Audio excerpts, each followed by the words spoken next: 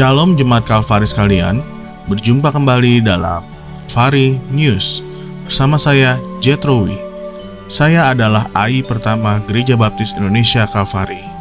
Dalam rangka bulan kemerdekaan, maka izinkan saya memberikan beberapa informasi dan pengumuman untuk kegiatan selama sepekan dalam bulan ini.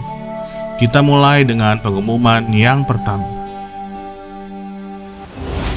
Dalam rangka Hari Kemerdekaan Bangsa Indonesia, gereja mengadakan ibadah khusus selama sebulan ini. Setiap minggunya akan ada kesaksian-kesaksian dari beberapa daerah di Indonesia. Di antaranya adalah Papua, Nias, Sulawesi, dan ditutup oleh Lenong dari Jakarta. Ibadah ini akan diadakan setiap minggunya selama bulan Agustus ini, setiap pukul 5 sore dalam kebaktian 3. Mari kita hadir dan kita nikmati ibadah khusus ini bersama-sama. Dalam rangka Hari Kemerdekaan Republik Indonesia, gereja melalui WBI dan Panitia Sosial akan mengadakan kunjungan ke Panti Werda Bina Bakti, Serpong. Bagi jemaat yang ingin mendukung acara ini dengan mengumpulkan dana, dapat dilakukan melalui kantong persembahan atau transfer ke rekening gereja dengan berita Pansos ke Panti Werda. Acara ini akan diadakan pada tanggal 17 Agustus 2023. Untuk informasi lebih lanjut, silakan menghubungi Panitia Sosial atau pengurus WBI. Dalam rangka HUT GGBI dan HUT Republik Indonesia ke-78, BPD DKI Jaya Banten mengadakan ibadah syukur disertai dengan acara dan lomba-lomba menarik. Gereja kita, Gereja Baptis Indonesia Kalvari, akan berpartisipasi mengisi acara melalui Kalvari Choir. Acara ini akan diadakan pada hari Sabtu, tanggal 12 Agustus 2023 pukul 9.30 pagi, bertempat di Gereja Baptis Indonesia Jatinegara. Jemaat diundang untuk hadir. Untuk informasi lebih lanjut, silakan menghubungi ketua organisasi masing-masing. Kelompok Pembinaan Warga atau KPW Gunung Sahari akan dilaksanakan pada hari Jumat 11 Agustus 2023 pukul 6 sore, bertempat di Pastori 2 lantai 1. Jemaat KPW Gunung Sahari diundang untuk hadir. Kaum wanita tanggal 12 Agustus akan mengadakan persekutuan pukul 10 pagi. Firman Tuhan akan dibawakan oleh Ibu Esther Kristantio dengan tema Iman yang Bangkit. WBI Kalvari semakin menjadi wanita terpuji. Untuk kaum pria atau PBI, Sabtu tanggal 12 Agustus juga akan mengadakan persekutuan secara onsite di gereja pukul 6 sore. Firman Tuhan akan dibawakan oleh Pendeta Gins, Maju Terus PBI. Kaum muda dan remaja dalam rangka memperingati Hari Ulang Tahun GGBI dan juga Hari Ulang Tahun Republik Indonesia, YOK mengadakan persekutuan gabungan di Gereja Baptis Indonesia Jatinegara. Sabtu ini, tanggal 12 Agustus pukul 9.30 pagi. YOK Solid Bertumbuh Beriman. Keluarga muda akan mengadakan persekutuan pada hari Minggu tanggal 6 Agustus pukul 11.30 di Aula Lantai 3. Untuk informasi lebih lanjut, silakan menghubungi Ibu Diana atau Sekretariat Gereja. Happy birthday! Gereja mengucapkan selamat ulang tahun untuk jemaat sekalian yang berulang tahun dalam minggu ini. Kiranya kasih karunia Tuhan Yesus dan kesehatan menyertai di umur yang baru. Berikut ini saudara-saudara kita yang berulang tahun dalam minggu ini.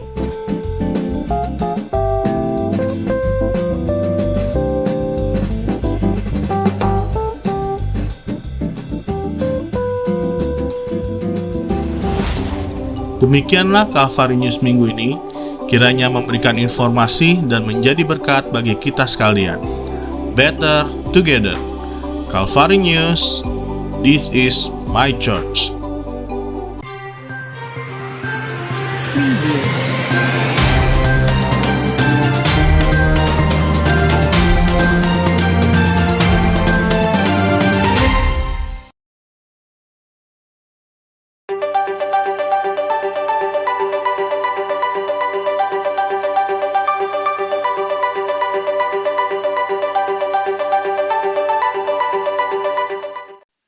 Shalom, selamat sore Jemaat Kalvari sekalian.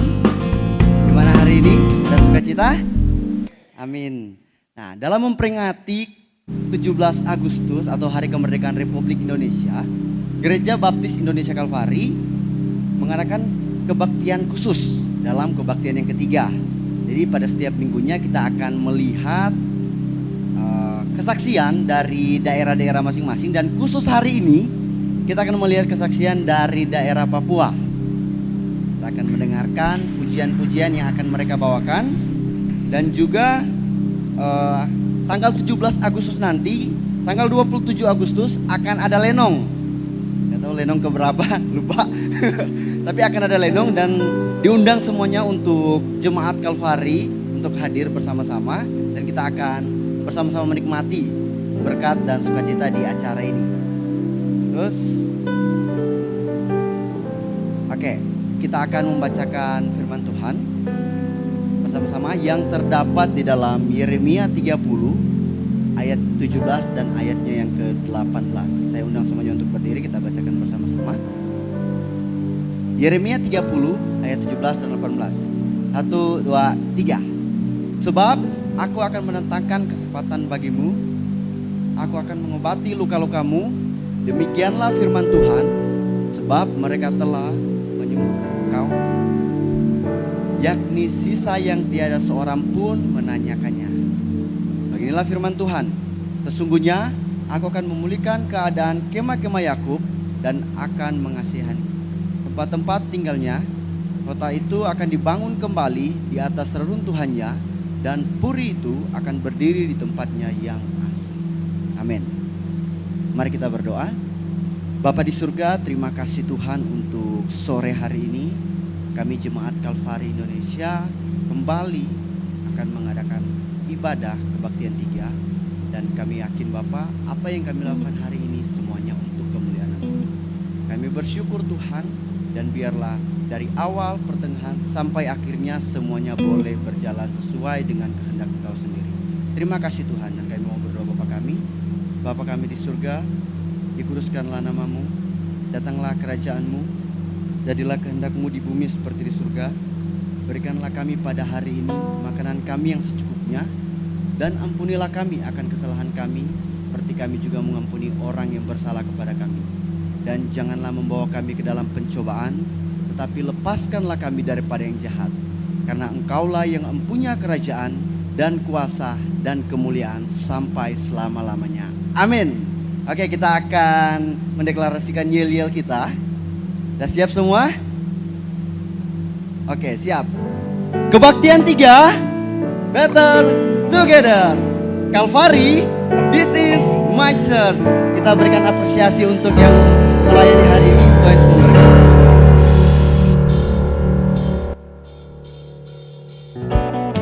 Sekali lagi kita berikan sorak-sorai bagi Tuhan kita Yesus Kristus. Haleluya. Semua kita menjadi ciptaan baru, amin. Wah, gak ada suara. Semua kita menjadi ciptaan baru, amin.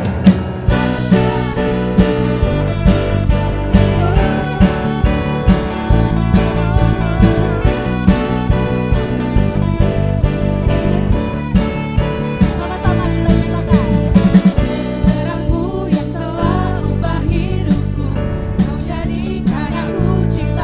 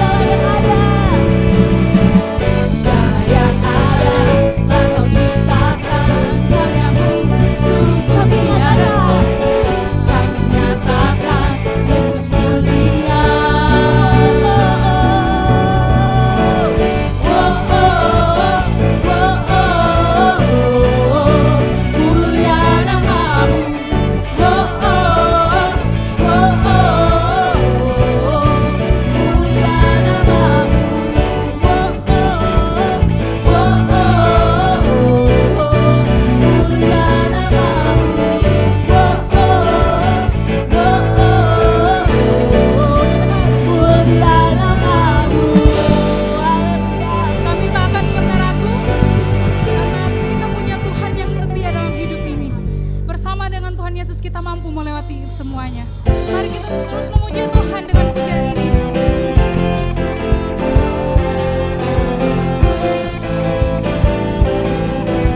Tak pernah ku ragu Tuhan. Tak pernah ku ragu akan kesetiaan-Mu. Kau pegang hidup, amin, sepenuh jiwa kami Tuhan. Sepenuh jiwaku ku yakin dan percaya.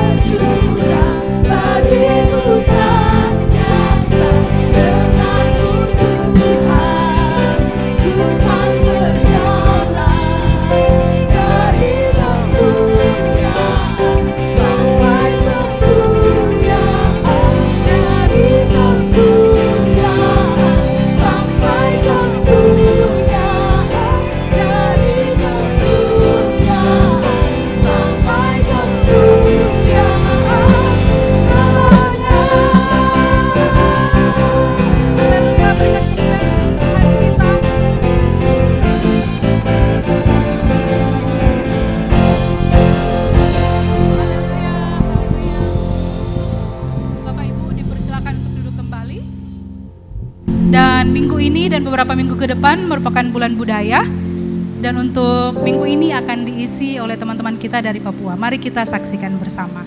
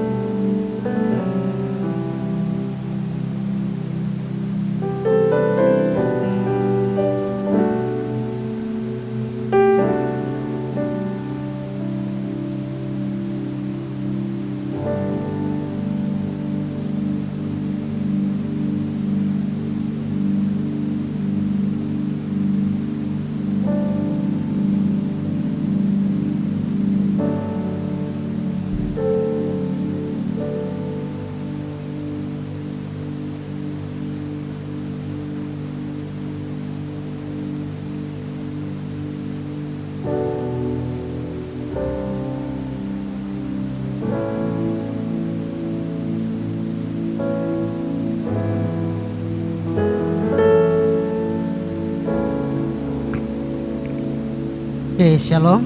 Oke, selamat malam untuk kita semua. Karena teman-temanku meninggalkanku sendiri, maaf atas ketidaksiapan kami. Jadi saya akan menyanyikan sebuah lagu. Oke.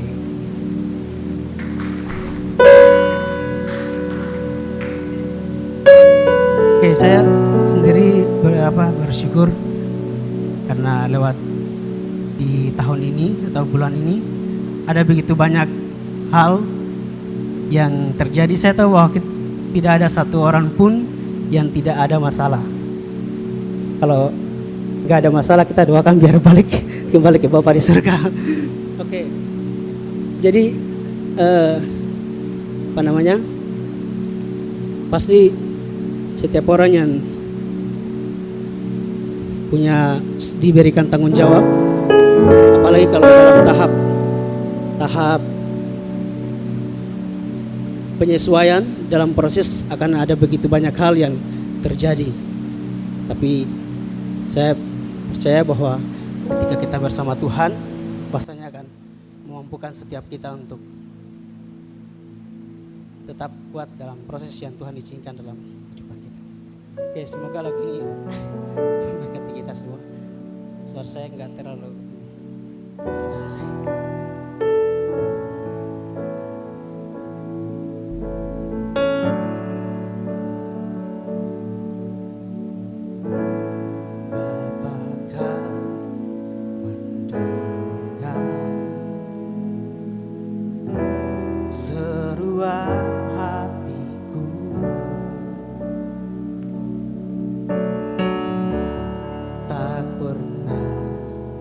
Kau lepaskan dari kasih-Mu.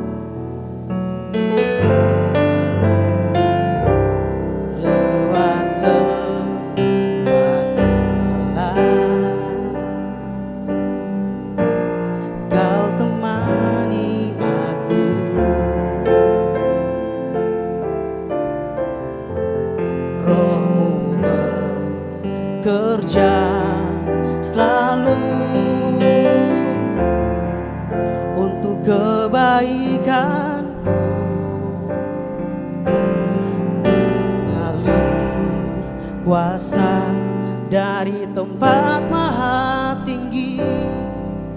Bapa kekal mulia, Kau hadir di sini, memulihkan hati, menyembuhkan yang terluka. Ku kan tenang bersamamu, Bapa.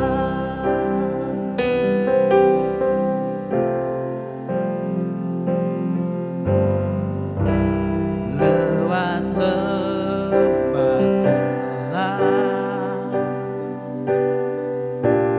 Kau temani aku. Roh-Mu bekerja selalu untuk kebaikan, mengalir kuasa dari tempat maha tinggi. Bapa kekal mulia, Kau hadir di sini, memulihkan hati, menyembuhkan yang terluka. Ku kan tenang bersamamu, Bapa.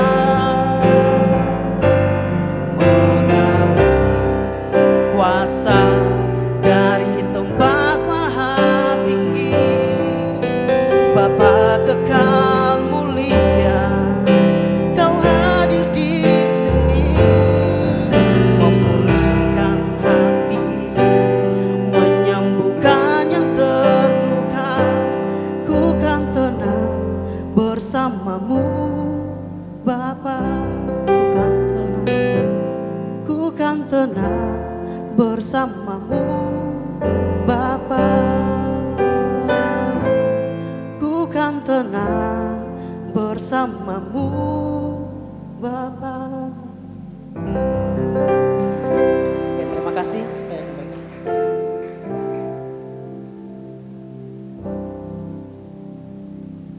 Sekali lagi berikan tepuk tangan untuk teman kita dari Papua.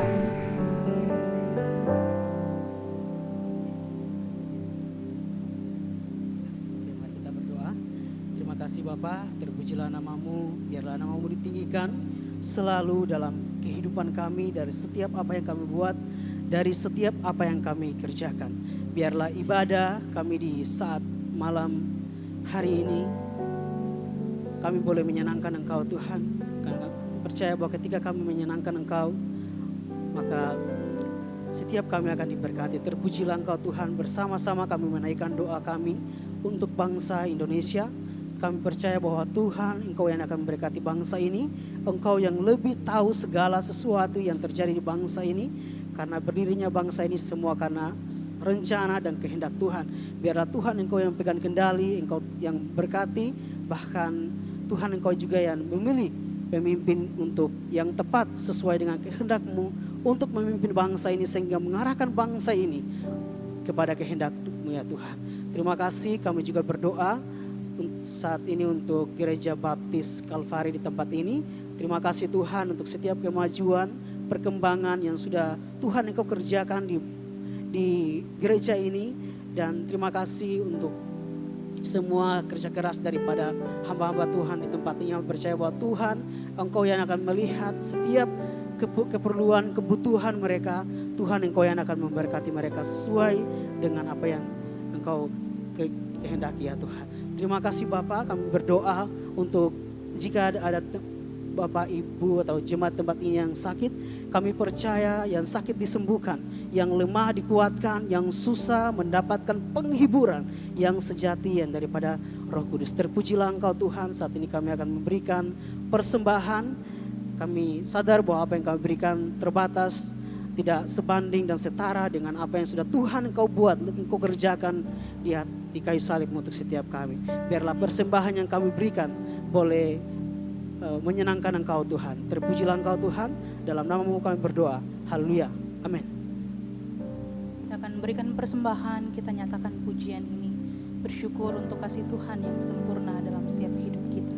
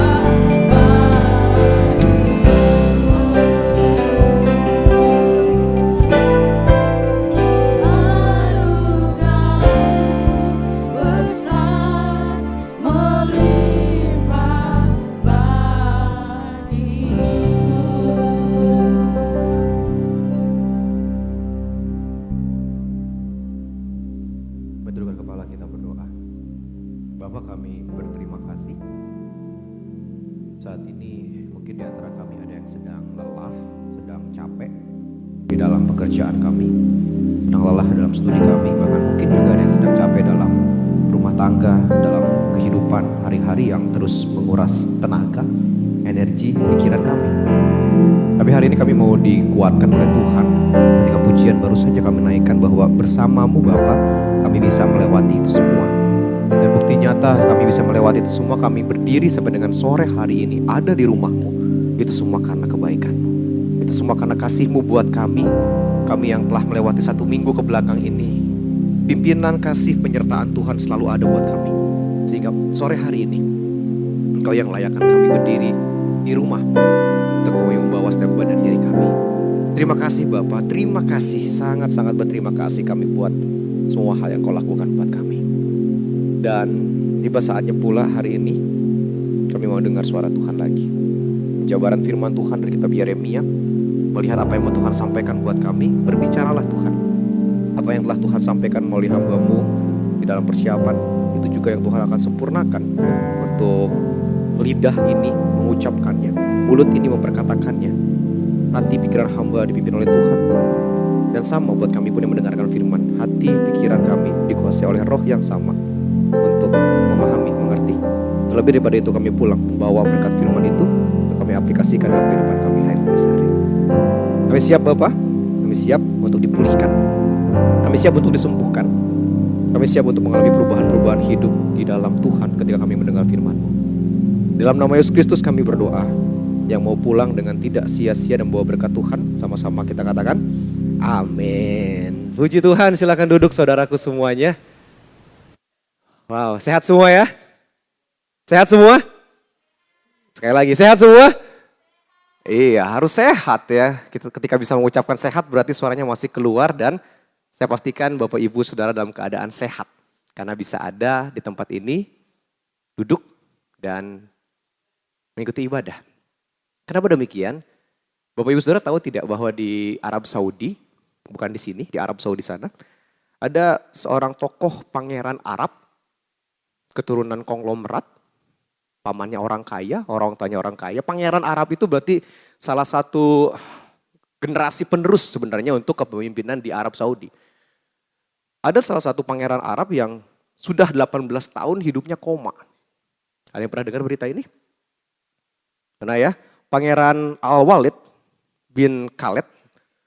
Beliau ini sejak 2005 ketika dia mengalami kecelakaan mobil, dia terbaring koma sampai dengan hari ini. Oke, 18 tahun terbaring lemah. Tidak bisa ngapa-ngapain. Orang tuanya, kerabatnya, saudaranya yang keturunan konglomerat ini, yang raja minyak mungkin dari Arab gitu ya. Saya nggak tahu usahanya apa, tapi dikatakan di sana konglomerat. Berupaya sedemikian cara untuk dapat menyembuhkan Pangeran Al-Walid tersebut. Sampai-sampai, lihat, sampai-sampai dari 18 tahun koma, hanya 2 kali saja Pangeran Al-Walid ini pernah menggerakkan badannya, dan itu dicatat oleh keluarganya. Jadi tahun 2019, pertama kali setelah sekian belas tahun gitu ya, Pangeran Arab Saudi Al-Walid ini menggerakkan badannya setelah sekian belas tahun koma. Wah, itu jadi momen yang menyenangkan buat keluarga. Berapa tahun kemudian, tahun 2020, momen sejarah kembali terulang, menggerakkan badannya lagi. Dan sampai saat ini 2023, belum tergerak lagi badannya. Hanya terbaring dengan medis. Keluarganya udah coba cari dokter terbaik dari Arab, dokter terbaik dari Amerika, dokter terbaik dari Spanyol. Semua ahli sudah didatangkan. Gak tahu berapa banyak keuangan yang udah dikeluarkan, tapi saudaraku masih koma sampai saat ini. Sampai papanya bilang ya, Khaled bilang gini, jika Tuhan ingin dia mati, dia akan berada di kuburnya sekarang. Itu diucapkan 2020 dan sampai saat ini belum mati-mati. Maksudnya gini, saya mau menyampaikan Bapak Ibu Saudaraku, di tema hari ini sangat luar biasa sebenarnya. Nanti saya akan coba menyampaikannya dengan sederhana dan Saya berdoa biar Tuhan yang tolong berbicara buat kita masing-masing. Begitu berharganya kehidupan manusia, begitu mahalnya kehidupan manusia, begitu istimewanya kehidupan manusia, ketika 18 tahun tidak bisa melakukan segala sesuatu, seberapa banyak peluang yang terbuang begitu saja. Ya, 18 tahun gak ngapa-ngapain. Apa bahasa saya gitu ya, apa hasil dari kita jadi seorang manusia kalau gak ngapa-ngapain? Apa jadinya kalau 18 tahun hidup kita terbelenggu oleh sakit, gak ngapa-ngapain? Apa jadinya 18 tahun kalau hidup kita terbelenggu oleh yang namanya kebencian? Apa jadinya 18 tahun kalau hidup kita terkurung oleh suatu hal yang tidak bisa membuat kita produktif? Ya. Begitu berharganya hidup kita, begitu istimewanya hidup kita. Apalagi saya kaitkan hari ini dengan pemilihan Tuhan buat kita. Begitu luar biasanya Tuhan pilih kita. Dan pertanyaannya, kalau pilihan Tuhan buat kita itu tidak salah, dan kita tidak dapat melakukan pertanggungjawaban akan pilihan Tuhan itu, pertanyaannya berapa belas tahun hidup kita terbelenggu? Berapa puluh tahun hidup kita tidak bisa berkarya buat Tuhan? Wah tidak ya, di sini semuanya orang-orang pelayanan gitu ya. Semua di sini orangnya luar biasa buat Tuhan, saya yakin itu.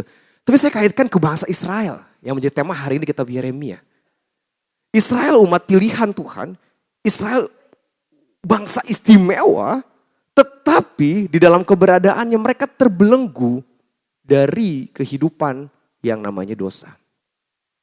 Mereka terkurung. Sehingga harus didisiplin oleh Allah yang sebelumnya tinggal di Israel dengan kaya begitu luar biasa, dengan berharganya, dia harus dibuang ke Babel 40 tahun lamanya, 70 tahun lamanya.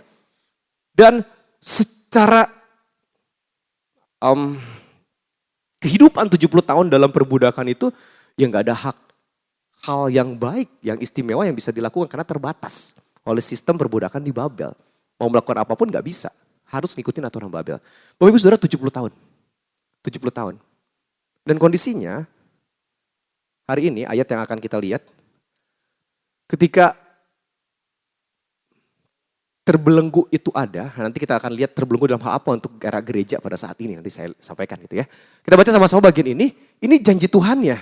Ketika ada bangsa yang sedang terkurung oleh perbudakan, ya, ketika ada bangsa yang sedang terkurung dengan sakit, dengan kondisi-kondisi yang berat, ini janji Tuhan. Kita baca sama-sama ya. Yeremia 30 ayat 17-18. 1, 2, 3. Sebab aku akan mendatangkan kesembuhan bagimu. Aku akan mengobati luka-lukamu. Demikianlah firman Tuhan. Sebab mereka telah menyebut engkau orang buangan. Yakni sisa yang tiada seorang pun menanyakannya. Beginilah firman Tuhan, sesungguhnya aku akan memulihkan keadaan kemah-kemah Yakub dan akan mengasihani tempat-tempat tinggalnya. Kota itu akan dibangun kembali di atas reruntuhannya dan puri itu akan berdiri di tempatnya yang asli. Nah, sebelum masuk di pasal 30 tentang pemulihan itu, saya mau kasih garis besar sedikit saja supaya kita tahu apa yang akan dipulihkan Tuhan. Luka-luka apa yang akan dipulihkan Tuhan buat bangsa Israel? Kesembuhan apa yang akan diberikan Tuhan buat bangsa Israel? Ya, singkat aja gini Bapak Ibu Saudaraku, bisa ditampilkan. Di pasal yang pertama kitab Yeremia, panggilan Allah itu disampaikan. Ya, pasal 1, Allah memanggil Yeremia untuk menjadi alatnya. Masuk di pasal 2 sampai dengan 25, perhatikan ada lebih dari 12 khotbah dari Yeremia buat bangsa Israel biar bertobat. Berisikan tentang nubuatan terhadap bangsa Israel. Dari pasal 2 sampai dengan 25, gak tahu berapa banyak busa yang keluar dari mulut Yeremia untuk berkhotbah buat bangsa Israel. Tidak ada hasilnya satupun. Ya, bisa dibaca apa aja khotbahnya di sana, apa aja isinya. Misalnya gini, di pasal 2 ayat 1 sampai dengan pasal 3, Yeremia berkhotbah tentang Israel melakukan dosa dengan sengaja. Disampaikan itu, ditegur itu. Lalu berikutnya, di pasal yang ke-7 sampai 10, Yeremia mengkhotbahkan atau menyampaikan kepada bangsa Israel tentang kemunafikan, keagamaan dan hukuman. Ya, umat pilihan Tuhan tapi kok kehidupannya munafik. Bahasa seperti itu bisa dibaca ya. Pasal 11, 12. Yeremia mengingatkan lagi ada perjanjian antara umat Allah dengan Allahnya yang dilanggar oleh bangsa Israel. Ya, udah nggak tertolong lah gitu ya segala kejahatan Israel ini. Gitu kan. Pasal 25, tentang 70 tahun masa pembuangan. Masuk di pasal yang ke-26 sampai dengan 29, di situ konflik Yeremia dengan bangsa-bangsa Yehuda dan nabi-nabi palsu. Konflik-konflik yang terjadi ketika Yeremia bernubuat. Dia ditentang oleh nabi-nabi yang lain, ya, Nabi Hananya, Nabi Uria yang adalah merupakan nabi-nabi palsu. Ya, surat kiriman di Babel yang dikirim buat Israel dan sebagainya. Yeremia ini menghadapi kondisi-kondisi bahasa Alkitab bilang tegar tengkukannya Israel. Ya, kondisi Israel yang bahasanya udah gak bisa tertolong lagi ya Bapak Ibu Saudaraku dengan segala kejahatannya. Dengan segala kebelengguannya. Kalau saya katakan berarti dengan segala 70 tahun terikat oleh perbudakan. Bahasanya lagi, sekian puluh tahun hidupnya terikat oleh belenggu dosa. Belenggu kejahatan. Belenggu kesakitan. Dan masuk pasal 30, janji pemulihan dari Allah. Coba kita mundur di ayat 12. Pasal 30 ayat 12, yang pegang Alkitab boleh buka, saya nggak sampaikan di slide. Bilang gini, sungguh beginilah firman Tuhan, penyakitmu sangat apa? Ada yang baca di situ? Sangat payah. Ya tadi Pendeta Gins di Kebaktian 2 juga sudah singgung bagian ini. Ya kalau mau full dengerin khotbah di Kebaktian 2. Lukamu tidak tersembuhkan. Lihat kondisinya. Tidak ada yang membela hakmu. Tidak ada obat buat nyembuhin sakitmu gitu ya. Kesembuhan tidak ada bagimu. Bahkan semua orang yang mengasihimu, kekasihmu melupakan engkau. Mereka nggak nanya lagi sama engkau gara-gara keterbelengguan itu. Bapak Ibu Saudaraku yang dikasihi Tuhan. Ya. Mungkin saat ini kondisinya buat kita tidak sedang koma 18 tahun nggak bisa ngapa-ngapain. Mungkin saat ini kondisinya buat kita tidak sedang berada di dalam pembuangan 70 tahun tunduk oleh pemerintahan aturan lain. Mungkin saat ini kondisinya di antara kita tidak sedang ada di keterikatan di dalam aturan-aturan yang mengharuskan kita ngikutin Allah-Allah lain. Saya percaya enggak. Kita di masa gereja anugerah luar biasa. Tapi saya mau alihkan kepada kehidupan gereja saat ini. Mungkin, saya enggak tahu. Keadaan-keadaan kita saat ini adalah keadaan-keadaan yang sedang ada di kondisi kita jauh daripada Tuhan. Ada di kondisi yang saat ini kita tidak mengalami pertumbuhan rohani. Mungkin, saya pakai istilah mungkin terus karena saya nggak tahu apa pergumulan kita saat ini itu Bapak Ibu Saudara. Mungkin ada juga di antara kita yang saat ini sedang merasakan stuck pertumbuhan rohani. Tidak ada gairahan untuk mengenal Tuhan. Tidak ada gairahan untuk bersekutu beribadah sama Tuhan. Menyepelekan kehidupan kegerejaan. Tidak tertarik dari yang namanya kehidupan kekristenan.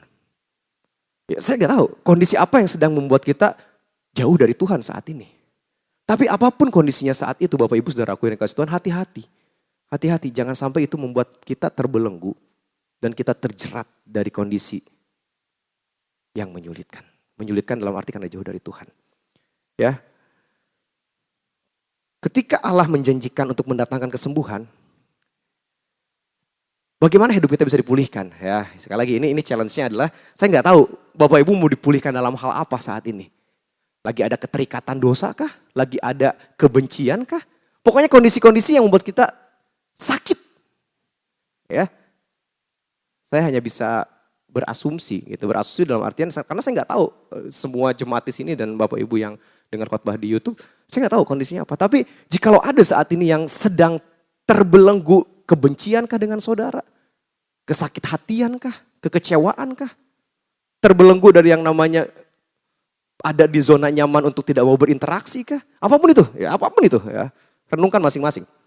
Tapi saya mau mengajak hari ini, ketika kita berada di kondisi itu, ayo minta dipulihkan oleh Tuhan. Karena gak enak 18 tahun, koma gak ngapa-ngapain. Gak enak 70 tahun gak berbuat apa-apa. Yang merasa nyaman padahal berada di kondisi yang membahayakan. Nah, kondisi saat ini saya melihat dari Yeremia 30 ini, Bapak Ibu Saudaraku yang kasih Tuhan, bagaimana kita mau dipulihkan oleh Tuhan, kita harus sadar diri. Yang pertama. Nah sekali lagi sadar diri apa? Ya sadar diri, lihat kondisi kita saat ini. Ya, kondisi kita saat ini apa sih yang membuat saya terbelenggu saat ini?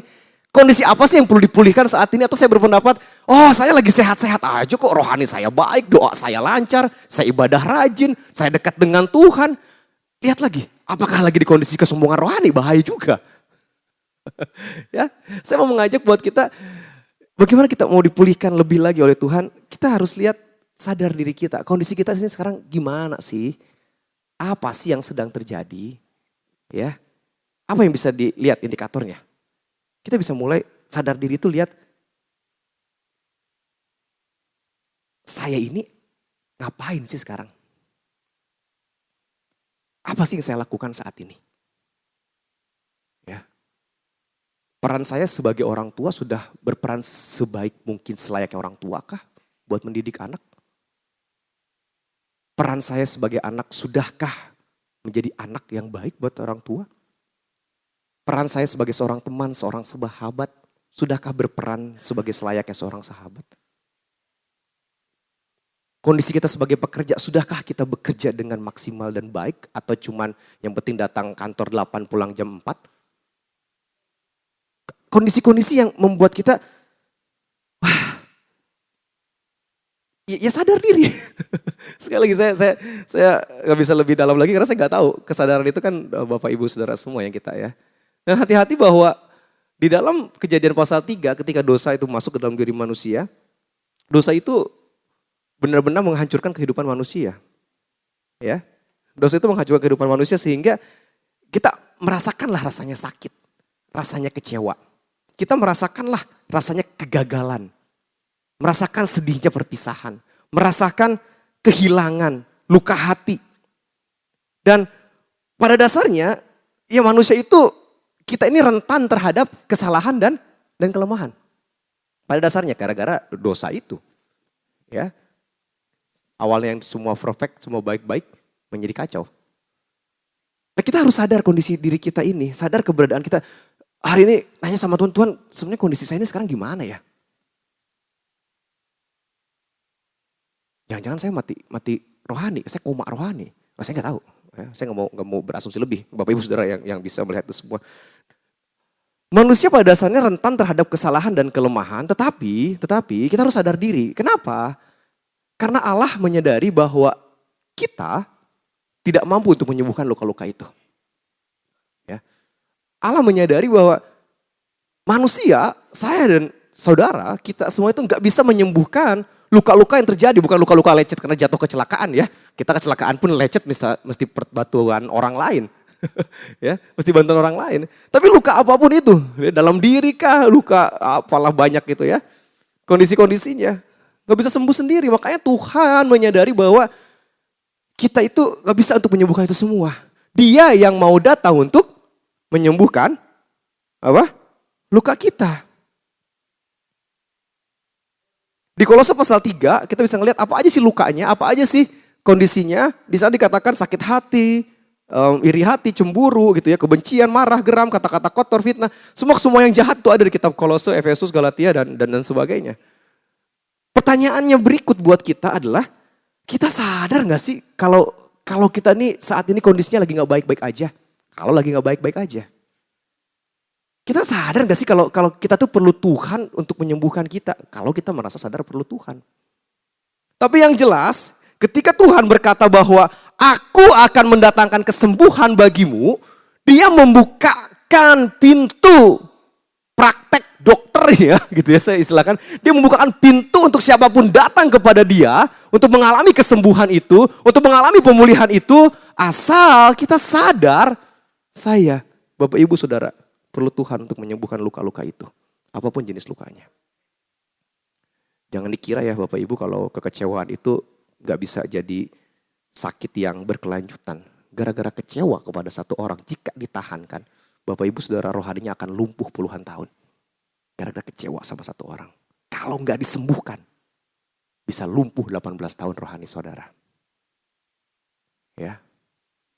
Sakit hati. Kalau nggak disembuhkan, lumpuh 70 tahun. Apa yang dilakukan seolah-olah dilakukan dengan maksimal, tapi nanti saya sampaikan di bagian berikutnya.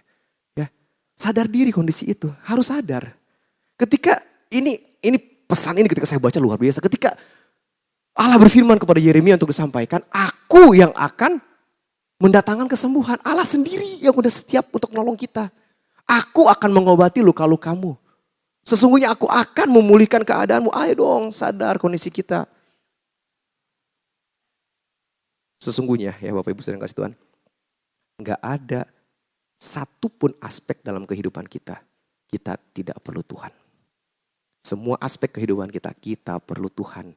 Sekalipun kita bisa berkata, saya lagi baik-baik aja kok. Hati-hati, dalam kondisi baik-baik aja juga kita tetap perlu Tuhan. Sadari kondisi itu. Ya. Apalagi yang mau dipulihkan? Nah, ketika Tuhan sudah sampaikan, aku akan mendatangkan kesembuhan, mengobati luka-lukamu, demikian lupa. Ya. Aku akan memulihkan keadaan kemah-kemah Yakub. Bagian berikutnya yang mau saya bawa adalah apa yang telah Tuhan sediakan buat kita untuk pemulihan itu gak akan terjadi kalau kita gak datang sama Tuhan. Ya, hampiri Allah. Keluargamu mau dipulihkan, hampiri Allah. Hubungan kita mau dipulihkan, hampiri Allah. Ya, anak muda yang lagi ribut pacaran mau dipulihkan, sama-sama berdua hampiri Allah. Ya satu hampiri Allah, ya satu gak hampiri Allah ya. Berjuang sendirilah, roboh lah perjalanannya. Ya, pekerjaan kita sedang mengalami hal apapun, hampiri Allah. Pemulihan dia siapkan gitu ya. Dalam firman-Nya Tuhan berjanji untuk mendatangkan kesembuhan buat luka-luka yang dialami oleh kita. Ia mengasihi kita dengan kasih yang luar biasa. Allah menyadari bahwa kita gak bisa lepas dari yang namanya kondisi-kondisi kehidupan dunia ini saat ini. Apapun tantangannya. Tapi yang Allah mau adalah ketika dia berkata, aku akan mendatangkan kesembuhan bagimu. Aku akan menyembuhkan luka-lukamu. Ayo datang sama Tuhan. Ya, hampiri Allah. Bahkan gak cuma di kitab Yeremia, ternyata ajakan untuk datang sama Tuhan itu jauh sebelumnya pun sudah disampaikan. Musa mencatat di dalam Ulangan 30 ayat 3 dan 5 bilang gini. Maka Tuhan Allahmu akan memulihkan keadaanmu dan akan menyayangi engkau. Ini janji pemulihan hidup Israel ketika akan dibawa ke tempat yang lebih baik. Ya, itu waktu keluar dari Mesir untuk ke tanah perjanjian, ke tempat yang berlimpah susu dan madunya. Ini janji akan dipulihkan. Saya lari lagi, itu di kitab Ulangan. Sekarang masuk ke kitab Nabi Amos. Nabi Amos pun mendapatkan pesan dari Tuhan untuk disampaikan ke umat. Bilang gini, aku akan memulihkan kembali umatku. Nabi Amos setara dengan, saya katakan setara karena Nabi yang dipilih seperti Yeremia. Untuk menyampaikan pesan-pesannya kepada bangsa Israel. Ya. Bapak Ibu saudara kasih Tuhan, saya mau sampaikan kata memulihkan yang digunakan di sini, di Ulangan, di Amos, di Yeremia itu memiliki makna yang sama, yaitu kembali ke keadaan pertama. Kembali ke awal. Jadi kondisi yang sudah rusak, kondisi yang sudah jauh dari Tuhan, Tuhan akan bawa umatnya lagi untuk kembali sama dia. Artinya buat kita saat ini, Tuhan mau kita itu yang sudah jauh, datang lagi sama Tuhan. Kita yang udah gak ngerasain ya, powernya Tuhan itu gimana. Rasanya Tuhan itu seperti apa, kadang kita ketemu hal seperti itu gitu ya. Saya pribadi pun kadang ketemu orang-orang yang udah gak bisa rasain lagi gimana sih rasanya ada Tuhan itu. Padahal dia dulu pernah bersaksi kalau dia pernah merasakan kedahsyatan Tuhan itu ada. Tapi karena kehidupan, tantangan dunia saat ini bisa membawa orang itu hilang rasa sama Tuhan. Padahal dulu bersaksi luar biasa pengalaman dia sama Tuhan. Nah, janji Tuhan di sini mengatakan dia akan memulihkan keadaan itu, mengembalikan ke kondisi semula. Ya, fakta Alkitab saya harus sampaikan Bapak Ibu Saudaraku, karena ini fakta. Tuhan tuh nggak mau kita jauh-jauh dari Dia. Ya, Tuhan tuh diumpamakan seperti bapak yang sayang anaknya nggak mau jauh-jauh dari anaknya, dia pengen selalu dekat. Tapi anaknya yang suka bandel, pengen menjauh, gitu ya. Karena gak mau diatur sama bapaknya, nggak menjauh. Di Mazmur juga dikatakan gitu. Ia menyembuhkan orang-orang yang patah hati, ya, yang lagi pada sakit hati. Halo ya, Allah yang sembuhin kamu, bukan siapapun, Allah yang sembuhin kamu. Dan membalut luka-luka mereka, yang lagi terluka, yang lagi patah hati, Allah sendiri yang berjanji akan memulihkan. Kehadiran Allah itu nyata. Dan firman Tuhan katakan pemulihan itu ada. Pertanyaannya kita mau gak datang sama Tuhan? Kuncinya gitu, kalau ada suami istri yang sedang terganggu komunikasinya, ayo merendahkan hati masing-masing datang sama Tuhan sama-sama. ada dua rekanan yang sedang ada masalah. Ayo datang sama Tuhan, rekonsiliasi, perbaiki, datang sama Tuhan, hampiri Allah. Atau saat ini Bapak Ibu Saudara yang saat ini sedang merasa kondisinya berat, apapun itu. Pemulihan udah Tuhan siapkan, kesembuhan udah Tuhan berikan ya. Praktek dokternya udah Tuhan buka, tapi kita gak mau datang. Hampiri Allah. Satu kisah di Alkitab yang membuat saya terenyuh gitu ya, ketika proses kesadaran diri, pemulihan dan perlu namanya Tuhan dan action yang dilakukan itu terjadi di Matius 9 ayat 30 dan 32. Ketika peristiwa perempuan Samaria kisah perempuan yang pendarahan selama 12 tahun. Ya, ini ayat 20, bukan 30. Bilang gini, perhatikan ayat ini. Pada waktu itu seorang perempuan yang sudah 12 tahun lamanya menderita pendarahan, 12 tahun sakit pendarahan gitu ya. Maju mendekati Yesus dari belakang dan menjamah jumbai jubahnya. Oke. Karena katanya dalam hatinya asal ku jamah saja jubahnya aku akan sembuh. Tapi Yesus berpaling dan memandang dia serta berkata, teguhkanlah hatimu hai anakku, imanmu telah menyelamatkan engkau. Maka sejak saat itu sembuhlah perempuan itu. Perhatikan yang saya beri tanda merah. Siapapun yang sedang menderita saat ini, kita, siapapun menderita dalam kondisi apapun ya, gak punya uang juga menderita gitu kan. Kondisi apapun yang sedang menderita saat ini, ayo mendekat sama Yesus. Datang sama Yesus. Kalau di sini umpama menjamah itu dia rindu untuk bisa jamah jubahnya yang di sini ya, kalau orang-orang di Israel sana itu ada yang di belakangnya. Dia mau jamah itu aja gitu. Itu dia sudah berjuang untuk mengalami jumpa dengan Yesus. Dalam hatinya. Dia dari hati udah muncul rasa bahwa saya emang perlu Tuhan, saya harus datang sama Tuhan. Dalam hati. Ya, dalam hati datang sama Tuhan. Dan Yesus berkata di sana, teguhkanlah imanmu. Di dalam hatinya karena keyakinannya akan kesembuhan dari Yesus. Keyakinannya bahwa Yesus bisa menyembuhkan, bisa memulihkan, bisa mengembalikan kondisi kita menjadi lebih luar biasa. Teguhkan itu, iman itu. Jadi saya membeli gambaran seperti ini. Pemulihan itu Yesus sediakan. Udah ada. Yesus mau kita mendekat sama dia. Kita datang ke dia, hampiri dia. Ya. Teguhkan diri, nyatakan iman. Karena gini, Bapak Ibu Saudaraku, masa iya sih orang beriman sama Yesus tapi gak mau datang sama Yesus? Ya. Gimana kalau kita dikatakan sebagai orang yang beriman sama Yesus, sebagai orang Kristen, tapi kita gak mau datang sama Yesus? Pertanyaan seperti itu. Ya kan? Tapi seperti firman tadi yang disampaikan di dalam Matius 9 ayat 20. Dalam hatinya, perempuan ini bilang, dalam hatinya timbul imannya. Asal ku jamah saja jubahnya aku sembuh. Miliki keyakinan bahwa Yesus sumber pemulih, ya, dekat sama Yesus, teguhkan diri. Karena ntar kaitannya itu luar biasa. Ketika Yesus sediakan pemulihan itu, kita mendekat sama Yesus, ya, teguhkan diri kita. Ketika pemulihan itu terjadi, kita akan semakin dekat sama Yesus, iman kita akan semakin kuat, hidup kita semakin teguh. Jadi ini menjadi satu sinergi yang luar biasa. Pemulihan Yesus sediakan, ayo datang sama Yesus, iman kita semakin teguh, dan ketika kita dipulihkan, kita semakin dekat sama Yesus dan juga kita akan semakin kuat hidupnya. Ya. Pemulihan itu Yesus sediakan buat mereka yang menderita, tadi dikatakan di sana. Dekati Yesus. Yang sulitnya gitu ya, kalau saya katakan menjadi orang Kristen yang tanda kutip lelucon gitu ya. Udah tahu menderita, udah tahu sulit hidupnya, udah tahu banyak masalah, udah tahu banyak cobaan, udah tahu masalahnya numpuk. Hidup terasa berat, capek. Di kepala udah numpuk, di pundak lutut, kaki lutut, kepala pundak lutut, kaki numpuk semua masalah. Beratnya hidup. Tapi leluconnya adalah, aku gak mau datang sama Tuhan gitu kan. Kok gak mau dekat sama Yesus? Padahal orang Kristen. Nah ini yang perlu kita koreksi sama-sama. Dekati Yesus. Ya, pemulihan akan terjadi. Dan ketika pemulihan itu terjadi, Bapak Ibu Saudaraku yang dikasih Tuhan, di bagian terakhir, yang dikatakan di sana, Beginilah firman Tuhan, sesungguhnya aku akan memulihkan keadaan kemah-kemah Yakub. Ya, kemah-kemah Yakub berarti kediaman-kediaman Yakub itu Israel dipulihkan oleh Tuhan. Aku akan mengasihani tempat-tempat tinggalnya, dipulihkan oleh Tuhan. Di sini tuh pemulihan dari Tuhan tuh total gitu, semua Tuhan pulihkan. Ya. Bahkan keselamatannya pun Tuhan pulihkan akhirnya gitu kan.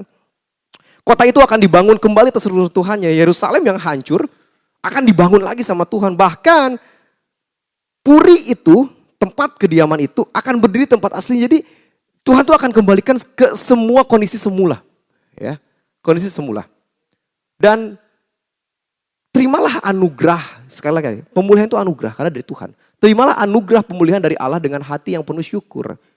Tuhan udah sediain pemulihan buat kita, tapi kita nggak mau bersyukur, nggak mau ambil itu. Ya, tetaplah terjebak dalam kondisi-kondisi diperbudak oleh ikatan-ikatan yang saudara rasakan saat ini. Oke, terakhir. Setelah kita sadar, kita mendekat sama Allah, bagaimana hidup kita dipulihkan? Kita mengalami perubahan. Ya, kita mengalami perubahan. Sekali lagi, kita mengalami perubahan. Perubahan dalam apa? Dua hal aja. Yang pertama, perubahan, pemulihan dalam relasi kita dengan Allah. Hubungan dengan Allah itu dipulihkan. Kita yang awalnya merasa jauh dari Tuhan, kalau sudah mengalami pemulihan, kita akan terasa dekat sama Tuhan. Ingat kitab Efesus ya, atau yang minggu lalu sekolah minggu, saya ambil dari situ ketika ada ayat ini, saya tertarik. Ketika firman Tuhan katakan nih, Efesus 2 ayat 13. Tetapi sekarang di dalam Kristus Yesus kamu yang dahulu jauh, ya entah jauhnya di mana, sudah menjadi dekat oleh darah Kristus. Saya ambil di terjemahan sederhana Indonesia, bilangnya sangat jauh. Tetapi walaupun dulu kalian sangat jauh dari Allah, sekarang kalian sudah dibawa dekat kepadanya karena kalian bersatu dengan Kristus Yesus dan sudah disucikan melalui korban darahnya. Kematian Yesus Kristus di kayu salib itu buat memulihkan kita. Dan pemulihannya itu ya akan dibawa oleh kita dan kita mengalami perubahan hidup. Pemulihan bukan hanya tentang kesembuhan fisik, ya, tetapi juga pemulihan hubungan kita dengan Allah. Pangeran Al-Wahid tadi yang udah 18 tahun, dia bisa bergerak satu kali aja. Wah, itu kesenangan buat keluarganya. Setelah gak bisa ngapa-ngapain, bergerak sekali aja itu kesenangan. Saya percaya kalau hidup kita dipulihkan, apapun kondisi saat ini, wah itu senangnya luar biasa. Ya, mesti sadar. Perlu gak sih pemulihan dari Tuhan? Kalau kita masih bersikeras gak mau dipulihkan oleh Tuhan, ya akan berkutat di poin 1 aja. Gak bisa masuk ke poin 2, poin 3 dan seterusnya. Ya. Ketika kita merasa jauh dari Allah karena dosa dan kesalahan kita, Ia tetap menanti kita untuk kembali kepadanya. Ya, Allah akan mengembalikan hubungannya dengan kita seperti dahulu kala. Ya, sampaikanlah terima kasih Yesus. Ya. Ini kebaikan Tuhan. Yang kedua, Tuhan juga mau kita dipulihkan dalam hubungan kita dengan sesama. Hasilnya, jadi perubahan itu bukan cuma hubungan kita dengan Allah, tapi hubungan kita dengan sesama pun kita akan mengalami perubahan. Galatia 5 ayat 13 bilang gini. Saudara-saudara, memang kamu telah dipanggil untuk merdeka, tetapi janganlah kamu mempergunakan kemerdekaan itu sebagai kesempatan untuk kehidupan dalam dosa. Ya, orang-orang yang sudah dipulihkan, ya orang-orang yang sudah sadar kondisi dirinya, sudah menghampiri Allah, udah dong, jangan terpuruk lagi dengan dosa gitu ya. Jangan lagi ke situ. Melainkan apa? Pukulilah seorang akan yang lain, bikin sakit hatilah orang akan yang lain, kecewakanlah seorang akan yang lain. Bukan, tapi layanilah seorang akan yang lain oleh kasih. Layanilah. Ingat kisah Filemon? Saya ambil beberapa ayat aja. Ayat 11, 12, 15, 16, dan 18. Dahulu memang dia tidak berguna bagimu. Ini pesan ya buat Filemon tentang Onesimus. Tetapi sekarang sangat berguna baik bagimu maupun bagiku. Bapak Ibu sedang kasih Tuhan, ketika kita mengalami pemulihan dari Tuhan, hubungan kita dengan sesama yang dulunya kita anggap dia nggak berguna, ya dulunya yang kita anggap dia nggak ada kebergunaannya buat kita, ketika kita dipulihkan sama Tuhan, kita akan melihat orang itu begitu sangat amat berguna buat kita. Ya, bisa saja orang yang menyakiti hati kita, ketika dipulihkan oleh Tuhan akan menjadi orang yang sangat kita sayangi. Ya, banyak kesaksian yang sedang terjadi. Orang yang bikin sakit hati, Tapi karena Tuhan bekerja, dia mau sadar, dia mau datang sama Yesus, dia mau dipulihkan. Orang yang menyakiti hati dia menjadi orang yang paling sangat dia sayangi. Ya, kalau Bapak Ibu rasakan itu, saksikan itu ya, bagikan ke jemaat yang lain. Dia kusuruh kembali kepadamu, yaitu dia buah hatiku. 15. Sebab mungkin karena itulah ia dipisahkan sejenak daripadamu supaya engkau dapat menerimanya untuk selama-lamanya. Yang tertolak menjadi menerima. Ayat 16, bukan lagi sebagai hamba, bukan lagi sebagai musuh, bukan lagi sebagai orang yang dikecewakan, bukan lagi sebagai orang yang bikin kita sakit hati. Melainkan lebih daripada hamba itu sebagai saudara kekasih. Bagiku sudah demikian, apalagi bagimu, baik secara manusia maupun di dalam Tuhan. Jadi Bapak Ibu sudah kasih Tuhan, pemulihan yang terjadi antar relasi, apapun kondisinya, itu berkaitan dengan hubungan kita dengan Tuhan juga ternyata. Ya. Jangan main-main. Ini berkaitan dengan hubungan kita dengan Tuhan. Dan kalau dia sudah merugikan engkau ataupun berhutang padamu, tanggungkanlah semuanya itu kepadaku. Demi terjadinya pemulihan, kita mau berkorban. Kita mau berkorban. Ya. Pemulihan itu mencangkup relasi kita dengan sesama. Pemulihan itu mencangkup hubungan kita dengan Tuhan. Semuanya aspek perlu dipulihkan. Melepaskan pengampunan adalah hasil dari pemulihan. Saya percaya orang yang sudah dipulihkan oleh Tuhan akan mengalami pemulihan-pemulihan lainnya. Ya. Hubungan kita dengan saudara yang mengecewakan akan dipulihkan. Hubungan kita dengan orang yang sudah bikin kita sakit hati akan dipulihkan. Diri ini yang awalnya gak mampu berkata, saya maafin kamu, tapi karena sudah dipulihkan, dia akan berkata, saya akan memaafkan, sudah memaafkan dan akan mengasihi. Itu perubahan. Itu perubahan. Ya, saya akan melepaskan pemulihan untuk buat anak-anak teman-temanku yang merasa kecewa dengan orang tua kalian, lepaskan pemulihan itu. Ya, maafkan orang tua kalian. Buat orang tua juga yang mungkin kecewa dengan anak-anaknya, lepaskan pengampunan itu. Ya. Hubungan gak akan berjalan baik, berjalan indah kalau ada namanya kekecewaan dan tidak ada pengampunan di sana. Pemulihan hidup terjadi di mana-mana. Harus terjadi di mana-mana. Seluruh aspek kehidupan kita harus dipulihkan. Ketika Allah sudah memulihkan kehidupan kita dari hukuman dosa, kita juga harus memulihkan orang-orang yang ada di sekitar kita saat ini. Saya, Bapak Ibu Saudara, gereja Tuhan perlu dipulihkan dari yang namanya sakit hati. Gereja Tuhan, saya, Bapak Ibu Saudara, perlu dipulihkan yang namanya kekecewaan. Saya, gereja Tuhan, Bapak Ibu Saudara gereja Tuhan semuanya, perlu dibalut, dikatakan di sana dibalut ya, luka-lukanya dengan kasih Tuhan. Bahkan juga gereja Tuhan akan mengalami perubahan-perubahan yang luar biasa, terobosan-terobosan rohani. Kita, ya saya katakan gereja itu pribadi. Ya, kalau secara institusi, organisasi, ya percaya juga kalau kita dipulihkan, pribadi kita dipulihkan, organisasi gereja pun dipulihkan Tuhan. Ya, gereja Tuhan mengalami perubahan karena ada orang-orang yang saling melepaskan pengampunan. Gereja Tuhan akan dipulihkan ketika merasa tidak puas dalam pelayanan, bahkan ketidakpuasan dalam pelayanan di gereja. Saya nggak puas dengan pelayanan di gereja. Hati-hati, lepaskan pengampunan itu. Sekarang lakukan apa yang bisa saya berikan buat Tuhan melalui gerejanya. Lepaskan itu, berikan itu yang terbaik buat Tuhan. Ya. Selama kita tidak dapat melepaskan pengampunan, selama itu hidup kita belum dipulihkan. Sorry, saya katakan belum dipulihkan. Karena pemulihan itu total. Ya. Tadi saya mau pakai istilah, selama kita tidak dapat melepaskan pengampunan, selama itu hidup kita belum 100% dipulihkan. Lalu saya berpikir lagi, kalau belum 100% dipulihkan gimana bisa ya? Tapi saya hapus 100-nya, sebelumnya ada 100-nya nih. Tapi saya hapus. Karena betul-betul pengampunan itu menjadi dasar kita dipulihkan. Ya.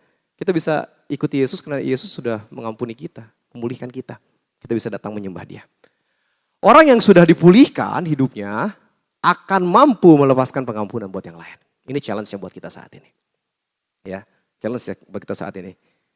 Ketika Israel sampai dengan saat ini menjadi bangsa yang besar karena pilihan Allah, dipulihkan oleh Allah. Ya, walaupun saat ini kondisi mereka masih terdikte dengan kepercayaan dari Taurat Musa yang mereka tafsirkan sendiri gitu, dalam pengertian bahwa sambil menantikan apa yang sedang mereka nantikan saat ini di kondisi Israel sana, Yahudi khususnya. Tetapi pilihan Allah buat Israel itu gak pernah salah. Dan pilihan Allah buat kita juga dipulihkan oleh Tuhan itu gak salah. Tuhan mau kita dipulihkan. Tuhan mau kita hidupnya semakin dahsyat. Ya, mengalami kasih Allah yang memulihkan kita. Kita juga diajak untuk mengasihi dan memaafkan sesama. Pemulihan semakin terjadi di mana-mana. Seperti Tuhan mengasihi dan memaafkan kita. Saya dipulihkan, Bapak Ibu Saudara dipulihkan. Gereja Tuhan dipulihkan. Pergerakan gereja Tuhan semakin dahsyat. Ya, pemulihan terjadi. Apapun saat ini yang sedang membelenggu kita, yang buat sedang sedih, sakit hati, kecewa, beban berat, lepaskan pemulihan itu. Datang sama Tuhan, sadari diri bahwa hidup kita perlu Tuhan. Dan kita mau mengalami perubahan hidup yang lebih dan lebih lagi. Mari kita berdoa. Bapak terima kasih karena ada satu pengajaran yang baik. Hamba bersyukur biarlah pengajaran ini juga buat hambamu pribadi terlebih dahulu. Dan pengajaran yang sama juga buat setiap jemaatmu yang dengar firman Tuhan. Beri kesadaran buat kami karena kami orang terbatas dan kami perlu Tuhan. Beri kesadaran buat kami, siapapun yang dengar firman Tuhan hari ini, untuk kami sadar melihat kondisi kami. Bahwa kami perlu Yesus, kami perlu Tuhan. Kami perlu Engkau di semua aspek kehidupan kami. Kami tidak hanya perlu Engkau di dalam bagaimana kami bekerja dan tercukupkan semuanya. Enggak Tuhan. Tapi kami perlu Engkau di dalam pemulihan semua hubungan dalam keluarga, semua hubungan dalam bergereja, semua hubungan interaksi dan termasuk lebih khusus pemulihan hubungan kami dengan Engkau secara pribadi. Kami mau dipulihkan. Kami mau mengalami perubahan hidup yang semakin dahsyat, semakin dahsyat, semakin dahsyat. Kami gak mau lumpuh secara rohani. Kami gak mau berdiam terbelenggu oleh kondisi-kondisi yang membuat kami gak produktif. Kondisi-kondisi yang membuat kami terbatas. Kami gak mau terbelenggu dengan aturan-aturan yang menjebak kami. Mengikuti apa yang menjadi kemauan iblis. Apalagi kami sebagai umat pilihan Tuhan. Kami mau ikut sama Tuhan, kami mau taat sama Tuhan. Oleh karenanya pulihkan kami Tuhan. Kami mau mengalami perubahan, terobosan rohani. Lebih dan lebih lagi dan gereja Tuhan akan semakin dibangkitkan. Kami syukur buat firman-Mu hari ini. Biarlah terus bergema, berbicara buat kehidupan kami. Karena hanya bersama-Mu Bapa kami bisa melewati itu semua. Dan kami mau berjalan hari ini, esok dan seterusnya hanya bersama-Mu. Yang akan mengubahkan hidup kami. Yang akan membawa kami kepada pengalaman rohani yang luar biasa itu. Dalam nama Yesus Kristus kami berdoa. Dan biarlah firman itu bergelora, bersemayam, tinggal dan hidup dalam kehidupan kami masing-masing. Dalam nama Yesus kami berdoa. Haleluya. Amin. Bersama-Mu Bapa kita akan menaikkan pujian ini. Sambil kita menaikkan pujian ini, mari berdiri. Kalau ada hal-hal yang sekiranya Tuhan gerakkan, melihat kondisi buat sadar seperti firman tadi, ada yang perlu didoakan, ada yang perlu dukungan dari hamba-hambanya. Dengan senang hati Pendeta Agins, Pendeta Refli menyambut kehadiran saudara-saudaraku semuanya untuk berdoa. Apapun tantangannya, yang mau dilepaskan dari keterikatan apapun, datang sama Tuhan. Saya nggak tahu kondisi Bapak Ibu Saudara, ya Tuhan yang tahu. Bersama-Mu Bapa.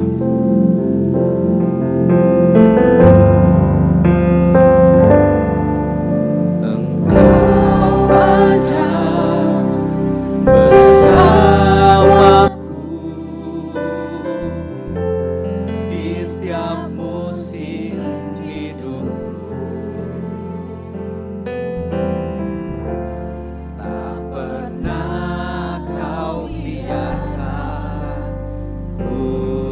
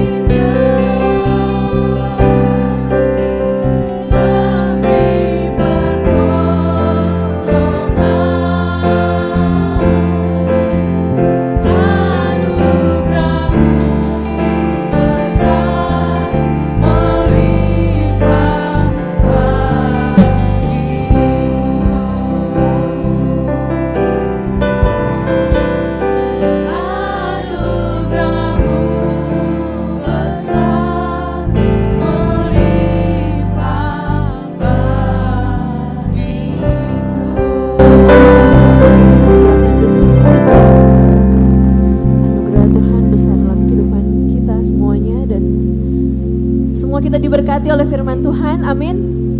Amin. Semua kita dipulihkan, amin. Amin. Seperti tadi, saksian Yosua, dia punya teman-teman ketinggalan ya. Tadi mereka macet di langit kayaknya dari Papua, tadi ke sini agak jauh ya.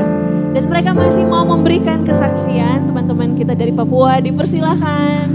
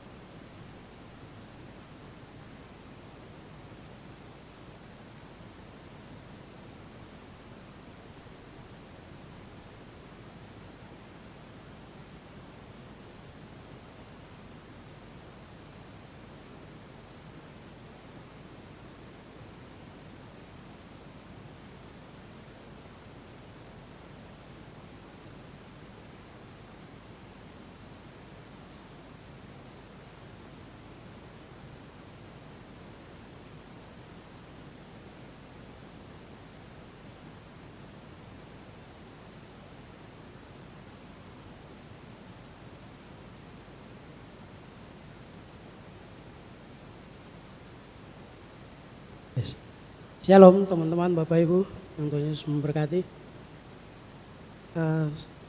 Minta maaf karena terlambat. Di sini mau bersaksi atas kebaikan Tuhan. Lagu yang kami akan menyanyikan ini lagu dari sebuah daerah di Pegunungan Tengah Papua. Lagu ini berjudul Yesus Kangkum. Yesus Kangkum itu artinya berita tentang Yesus. Seperti firman Tuhan tadi, mereka menciptakan lagu ini untuk menggambarkan rasa bersyukur mereka ketika mereka mendengar berita tentang Yesus dan akhirnya mereka bisa dipulihkan. Dan lagu ini berbicara tentang bagaimana Yesus itu hadir di tengah mereka dan membawa mereka keluar dari cengkeraman dosa dan akhirnya mereka bisa hidup sebagaimana sekarang mereka hidup dan berkeyakinan bahwa Yesus akan membawa mereka ke surga.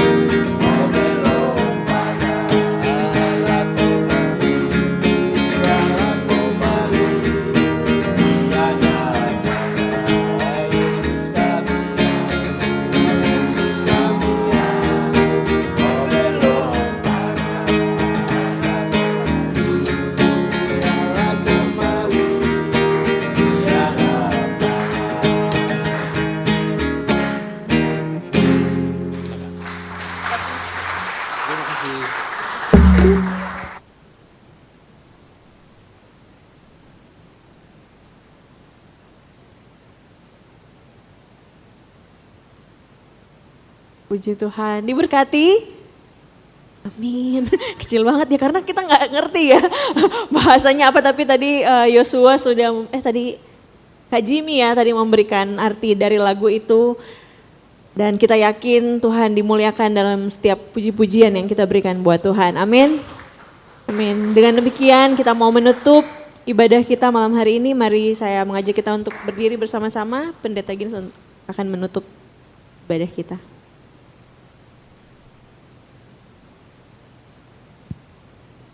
Bapa di surga, kami sangat bersyukur untuk hari yang baik yang sudah diberikan kepada kami semua. Khususnya sore hingga menjelang malam ini kami sudah bersama-sama di tempat ini. Kami diizinkan oleh Tuhan untuk menikmati banyak hal dalam kebaktian tiga ini. Ada puji-pujian, ada penyembahan, ada firman Tuhan, ada doa, ada kesaksian pujian. Terima kasih semuanya ya Tuhan. Biarlah ini menjadi dupa yang berau harum di mata Tuhan dan memuliakan nama Tuhan saja. Menyerahkan semua jemaat-Mu dalam perjalanan kehidupan mereka di hari Yesus dan seterusnya. Dan Tuhan yang memimpin mereka dalam kesibukan mereka, dalam tugas mereka. Dan apapun yang mereka kerjakan di sepanjang minggu ini Tuhan, Kau pimpin dan sertai mereka dan tolong mereka semua. Biarlah berkat Tuhan menyertai mereka kemanapun mereka pergi dan berada. Akhirnya pada minggu yang akan datang kami kembali datang bersorak memuji memuliakan Tuhan karena perbuatan tangan Tuhan yang ada buat kami semuanya. Saat sekarang Tuhan, setelah kami selesai dari tempat ini, kami akan kembali ke rumah kami masing-masing. Pimpin kami semua dan tolong kami semua Tuhan. Tibakan kami di tempat kami, di rumah kami masing-masing dengan selamat dalam perlindungan dan penyertaan Tuhan saja. Pujilah Engkau Bapa kekal selama-lamanya. Terimalah berkat Tuhan. Kiranya kasih Allah Bapa, damai sejahtera dalam Tuhan Yesus Kristus, persekutuan dalam Roh Kudus akan senantiasa memimpin menyertai kita semuanya. Mulai hari ini, besok, seterusnya, bahkan sampai selama-lamanya. Amin.